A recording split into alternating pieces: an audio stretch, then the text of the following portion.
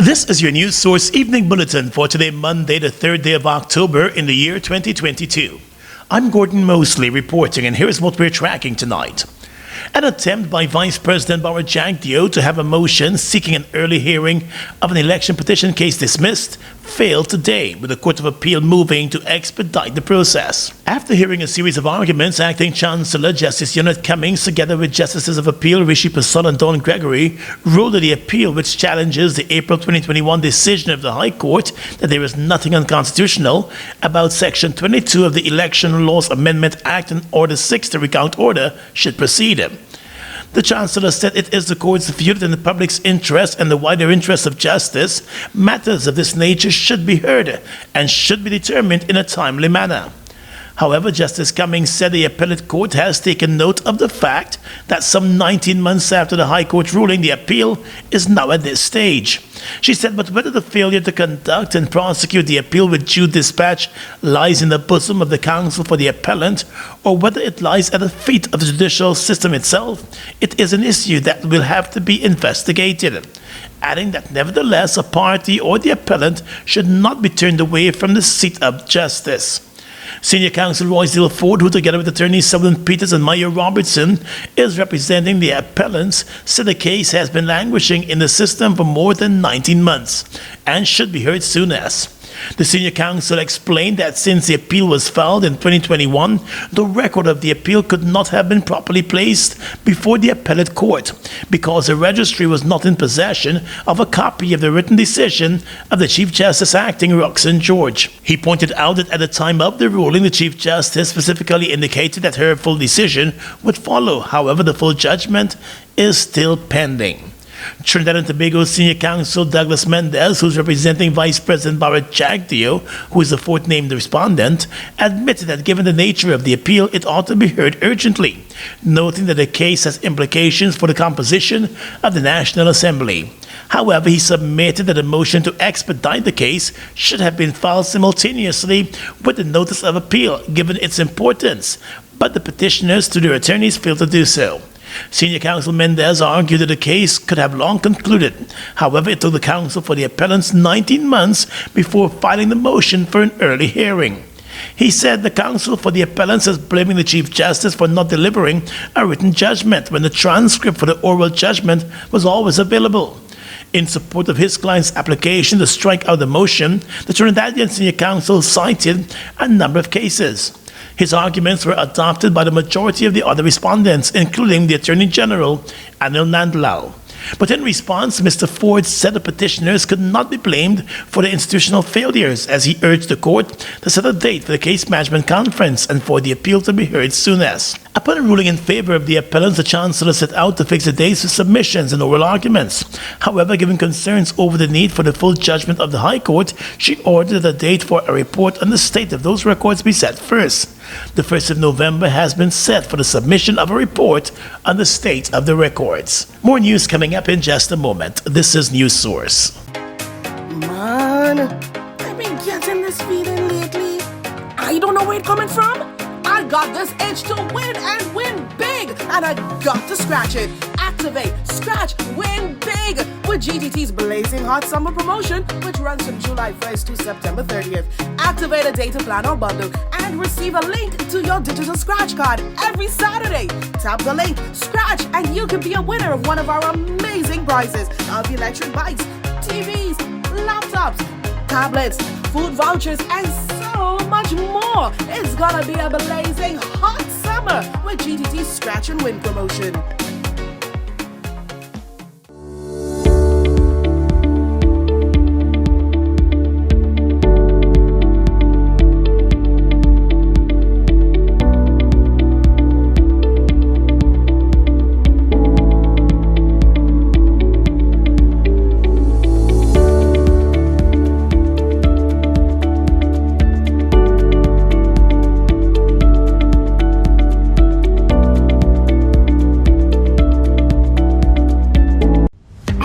Office Max, We're all about customer satisfaction, whether it's clothing and shoes for the ladies, gents, and kids, or for the latest electronics or hardware appliance. We're always thinking of satisfying you, our dear customers. Now you can shop online at www.giftlandofficemax.com or visit us at the Giftland Mall, where we're happy to serve each and every one of you.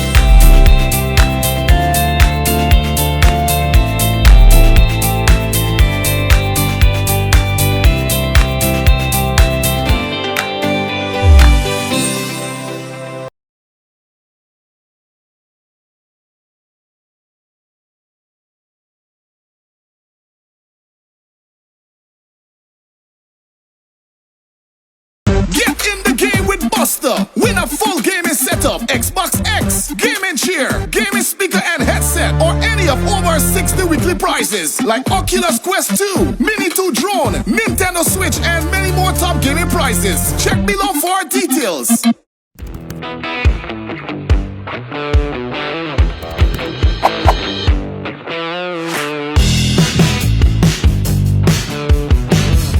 Venezuela is not too pleased with statements made by President Irfan Ali during his recent UN General Assembly speech and has dispatched a communique with its dissatisfaction. During his recent address to the UN General Assembly in New York, the president said the government of Guyana will make the most of every diplomatic tool for a peaceful settlement of the border controversy as set out in the UN Charter. The head of state said Guyana's territorial sovereignty is being challenged and threatened by Venezuela. In response, the Venezuelan government deemed the president's speech to be a misrepresentation. Guyana currently has Venezuela before the International Court for a final judicial settlement of the controversy. Venezuela continues to push for a return to the UN Good Offices process, but that process ended when Guyana moved to the International Court following several years of the Good Offices process bearing no fruit. In response to the Venezuelan communique, the Guyana Ministry of Foreign Affairs said Guyana will remain true to the peaceful processes and denies any effort to depart from them.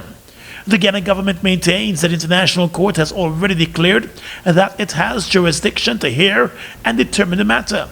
The Foreign Affairs Ministry has cautioned Guyanese not to share Venezuelan propaganda and misinformation on the controversy, which may all be part of the neighboring country's campaign to continue claiming Guyanese territory. A recent statement by opposition leader Aubrey Norton in Canada, where he accused the PP Civic government of widespread discrimination against Afro-Guyanese, is now being met with a response from Minister of Finance Dr. Ashley Singh. Mr. Norton, during a recent radio interview in Canada, spoke of how persons of all ethnic groups perceived to be supporters of the opposition were being discriminated against. But particularly Afro-Guyanese, he said, are facing the brunt of government discrimination. Norton explained during the radio interview that while the government has moved to repossess lands given to Afro-Guyanese along the Linden-Suzdijk Highway, which were issued following the no-confidence motion in 2018, their Indo-Guyanese counterparts are not being harassed to give up their lands.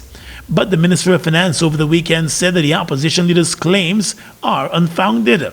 Dr. Singh said the continued cries of discrimination by the opposition is because the party has no counter policies for the PP administration's policies. You're witnessing a recourse in the use of the ethnic card or the ethnic bogeyman to incite hostility and to create tensions and incite hostility amongst our Guyanese brothers and sisters. Dr. Singh said the policies of the PP Civic government are fashioned in such a way that leaves little room for discrimination. He made mention of the COVID-19 relief grant and the Because We Care school grant, where he said everyone across ethnic lines benefited. And that program was rolled out across all 10 regions of the country. In every region, in every village, a town, every municipality, every town, every village, every house, every street, every household. Where's the discrimination here? And I can give multiple other examples The COVID cash grant is one. But if you look at so many other things that we had instituted and that were reversed to the detriment of the Guyanese people, harming all Guyanese people during the APNU AFC years. According to the Minister of Finance, the government will not fall victim to constant claims of discrimination when it is making genuine efforts to create a good life for all Guyanese. Just recently, Dr. Singh also fired off at Chartered Accountant Nigel Hines and his concerns about alleged acts of discrimination being carried out by the government. Senior Counsel and Opposition Member of Parliament Roysdale Ford has publicly denounced a recent move by Director of Public Prosecutions, Senior Counsel Shalimar Alihak, seeking the removal of a magistrate from continuing to hear a cybercrime matter after the magistrate upbraided and briefly locked up the police legal advisor. In a statement, the Senior Counsel and Opposition MP said a request by the DPP is unacceptable. But this was not the first time that the Director of Public Prosecutions has attempted to do things that are unacceptable, Mr. Ford said. He recalled that in a recent matter, the DPP, without providing any reason or reasonable grounds, gave a directive to the Chief Magistrate to discontinue a private criminal charge against Crime Chief Wendell Blenheim. The private cybercrime charge was filed by Police Sergeant Dion Bascom after he was slapped with cybercrime charges over statements that he made at a press conference. The DPP now wants the magistrate hearing the cybercrime case against the police sergeant to be removed. Senior Counsel Ford said the DPP's intervention in the matter should not be allowed to stand, and voices of truth and conscience in the society have a duty to speak out against it.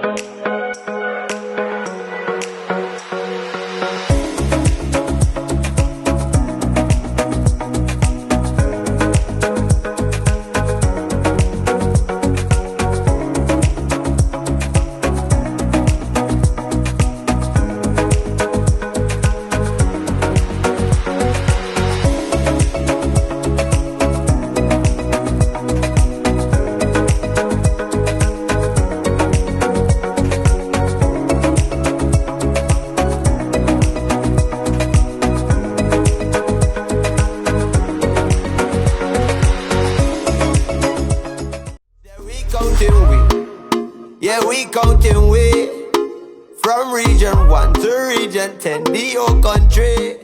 Well, this serves to inform you that I have just completed the census, which is ongoing in 2022. It is my view that a census is important. It will allow us to understand the demographics in Guyana, among other things. And therefore, it is in that context, I think it is opposite that I say to people, be part of the census, ensure you're counted. It will contribute to the kind of data that is needed to do the kinds of analysis and projections in a society like ours. And if properly used, it can contribute to good governance. Everyone in the country, we counting.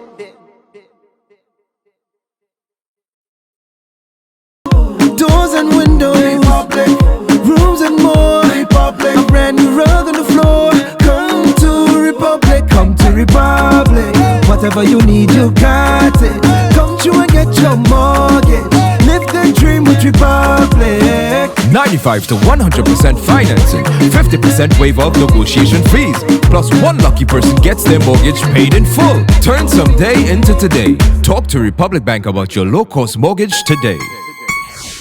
With first formers turning out to school today for the new school year, several secondary schools in regions 3 and 4 are confronted with the issue of overcrowding. In an attempt to address the situation, the Ministry of Education has moved to erect tents at some schools to use as classrooms, while other schools a rotation system is being implemented. For the Guyana Teachers Union, the General Secretary, Coretta MacDonald, said the situation is worrying. But the Education Minister, Priya Manik-Chan, while acknowledging the issue, said it is an indication that more children are attending school. She says space at secondary schools have become a real issue, and that's a good thing. East Ramville Secondary School is among the schools in the city at which tents have been erected to accommodate the children. Minister Manik Chan said the decision to erect the tents was done in consultation with parents and the affected schools. She said in some cases buildings were rented, noting that at the Graham's Hall Primary, a tent is there because the PTA there chose to have the children return to the school rather than squat at the Cummings Lodge Secondary School. But while she said the issue of space is an indication of a higher retention rate, Minister Manik Chan laid blame at the feet of the former government. She believes that because we care cash grant and an increase in the number of children sitting the National Grade 6 assessment examinations are among the factors influencing the numbers at secondary school. According to Manik Chan, the Education Ministry is in the process of rebuilding a number of schools that were destroyed by fire, while extending existing schools such as the East Ramville School and St. Winifred's. Longtime member and supporter of the People's Progressive Party, former Member of Parliament Philomena Sahoy passed away on Sunday and is being remembered as an exceptional political activist and Guyanese. In a statement, President Irfan Ali described Sahoy as a vanguard of Guyana's struggle for independence. He said she was also involved in the struggle for the restoration of democracy and helped to build a free and democratic Guyana. The president said the country owes an eternal debt of gratitude to Sahoy as a daughter of the soil who was fearless and formidable fighter in the struggle for freedom. He remembered that the two were close associates within the PPP. He said he respected her and learned a lot from her, and that she was always willing to share her vast experience and wisdom with younger members of the party. He said her work has helped to transform communities across Guyana, adding that Guyana has lost an amazing human being and is poorer for her passing. Philomena Sahoy once served as the General Secretary of the Guyana Agricultural and General Workers Union, GAWU. In a statement, GAWU said she was a voice of the people in Guyana, reminding that she earned the nickname of Fireball when she served as the General Secretary of GAWU. GAWU also noted that even after she left the union, she never lost touch and inspired the new leadership of GAWU to go on to secure new successes. Philomena Sahoy was 91 years old. We counting we from region 1 to region 10, the whole country.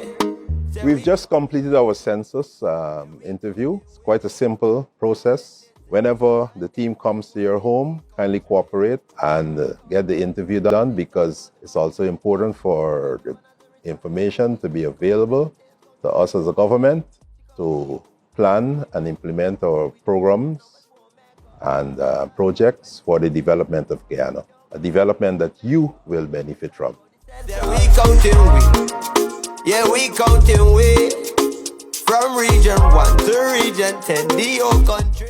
Food Max Supermarket, located on the ground floor of the Giftland Mall, is your one-stop shop for all your grocery needs. We stock a variety of imported frozen meat and food products, fresh produce, and pet supplies, freshly made bread.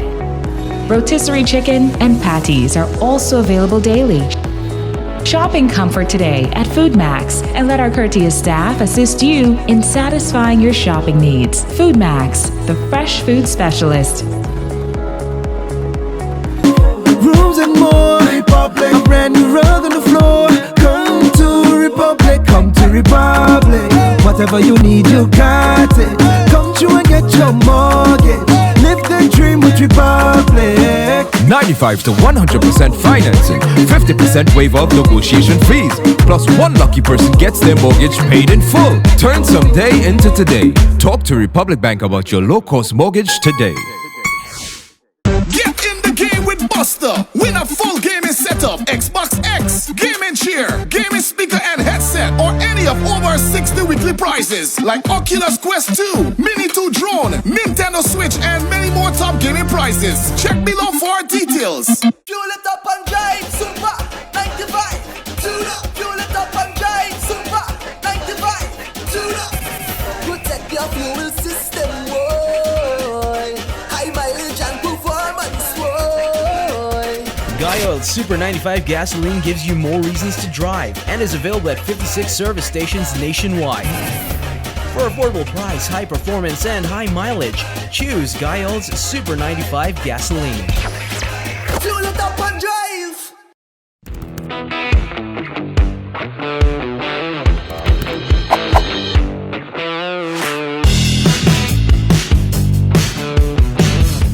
Across the region tonight, Brazil's election is going into a second round in which left-winger Luiz Inácio Lula da Silva will face far-right incumbent Jair Bolsonaro. With almost all of the votes counted, Lula had won 48% against Bolsonaro's 43%, a much closer result than opinion polls had suggested. But Lula fell short of the more than 50% of valid votes needed to prevent a runoff. Voters now have 4 weeks to decide which of the two should lead Brazil. Winning outright in the first round was always going to be a tall order for any candidate, reports the BBC. The last time that happened was 24 years ago. But President Bolsonaro and Lula had given their supporters hope that they could achieve just that. Both candidates can and will claim this as a victory, according to the BBC. Lula has already said that there is a mere delay on his way to the presidency. The Barbados-based Caribbean Climate Outlook Forum has said that over the next 3 weeks, the transition between wet and dry season is forecast to feature frequent wet days, excessive rainfall, and above-average tropical cyclone activity across the Caribbean region, exacerbated by La Niña.